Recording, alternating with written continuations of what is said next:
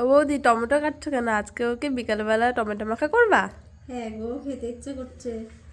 আর অবিলাসের টাইমও হয় না, ব্যস্ত থাকি সারাদিন, শুয়ে বসেই দিন কেটে যায়। তাও টমেটো মাখা দুপুরে খাবো, সেটার আর সময়ই হয় না বিকালে ছাড়া। যাও তুমি একটু লেবু পাতা তুলে নিয়ে এসো। ঠিক আছে,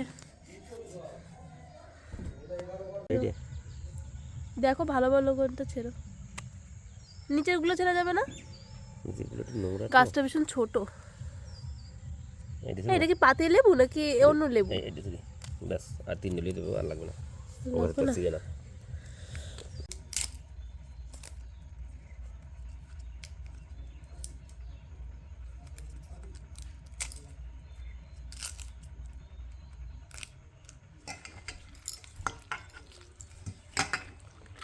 দেখেই জিভে জল চলে আসে।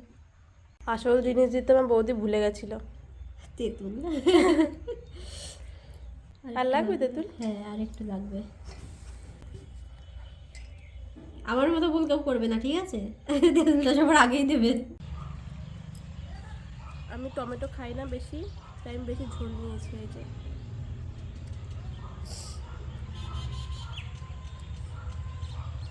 কেমন লাগছে খেতে? আমার বৌদির হাতের মাখা, যে মাখাই করবে সেই মাখাই সুন্দর।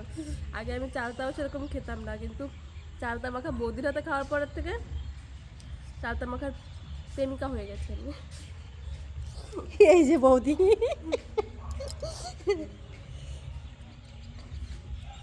দারুণ। এমন খাবি?